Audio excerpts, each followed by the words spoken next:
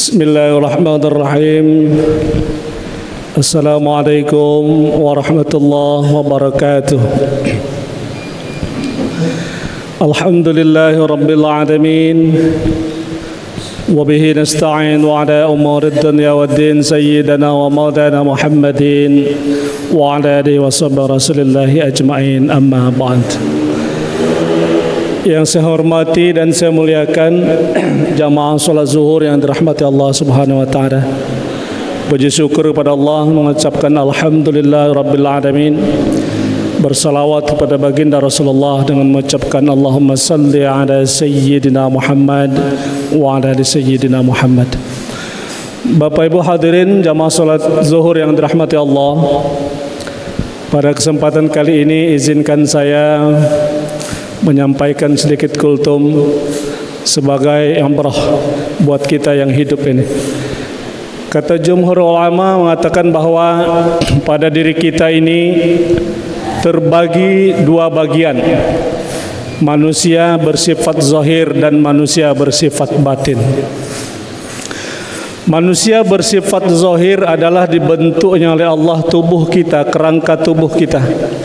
Sedangkan bersifat batin adalah ruh dan seluruh organ tubuh dalam diri kita. Maka dibagi dua oleh Allah Subhanahu wa taala agar kedua-duanya cukup dengan apa yang menjadi kebutuhannya. Zahir tentu membutuhkan asupan makanan, begitu juga batin kita. Kalau zahir membutuhkan asupan makanan berupa makanan yang zahir juga, berupa makan, minum dan lain sebagainya. Sakit diobati dan lain sebagainya. Sedangkan batin juga perlu makanan dan asupan gizi yang diberi oleh kita. Salah satunya adalah ibadah kepada Allah Subhanahu wa taala. Maka Allah menganugerahkan setidaknya kepada kita manusia diberi tiga sifat. Kata Allah Subhanahu wa taala, setidaknya tiga sifat melekat pada diri manusia. Pertama, sifat malaikat. Manusia yang mempunyai sifat malaikat yaitu wal aqlu wal ibadatu wal ma'rifatu, bersifat akal yang sehat, beribadah dengan akal yang sehat, bermakrifat kepada Allah Subhanahu wa taala dengan cara yang sehat. Malaikat mempunyai akal diberi oleh Allah taala hanya untuk tunduk dan patuh kepada Allah. Tidak ada lain dan tujuan. Allah memberikan akal kepada malaikat hanya untuk mentaati perintah berupa ibadah kepada Allah. Memahami ma'rifat selain daripada Allah tidak pernah diikuti oleh para malaikat. Maka manusia yang mempunyai sifat malaikat, insyaallah nur hidayahnya akan selalu terjaga, ibadahnya terjaga dengan baik, pola pikir akalnya akan terjaga dengan baik, dan ma'rifatnya kepada Allah pun akan terjaga dengan baik.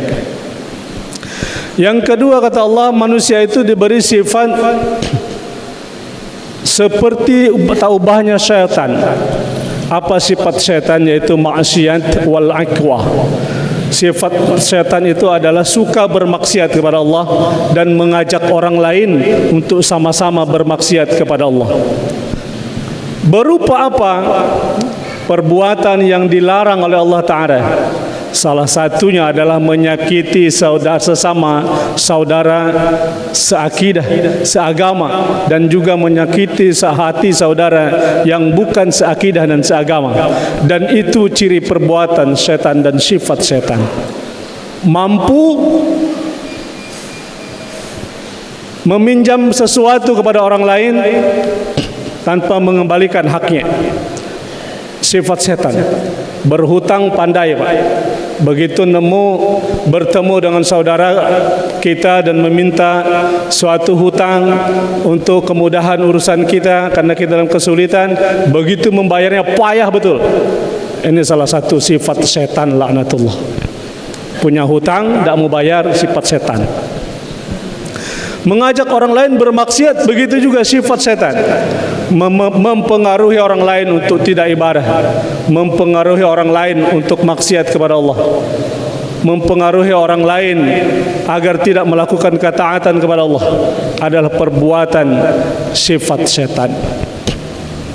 Dan setan tidak mau mendekati kepada perbuatan kebaikan, jauh daripada perbuatan kebaikan, bahkan ingin menghilangkan perbuatan kebaikan dari seseorang. Orang dirayunya agar dia turut serta berbuat maksiat kepada Allah. Yang ketiga, kata Allah, sifat manusia yang diberikan oleh Allah, sifat hayawanat, sifat hewan. Yang pertama, sifat hewan itu ammarah, pemarah. Jadi kalau ada manusia yang hari ini lebih besar marahnya daripada maafnya, maka taubahnya dia memiliki sifat binatang. Dan binatang yang cocok dengan sifat amarah adalah singa. Jadi seorang manusia yang mempunyai sifat amarah yang berlebih, bahkan melebihi batas kewajaran amarahnya, maka taubahnya dia adalah seekor binatang yang bernama singa.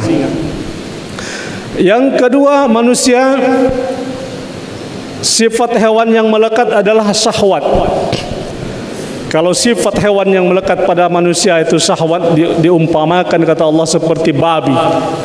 Babi, hadirin sekalian, dia tidak peduli lawan jenisnya di hadapannya laki-laki atau perempuan, dia tetap gaulinya.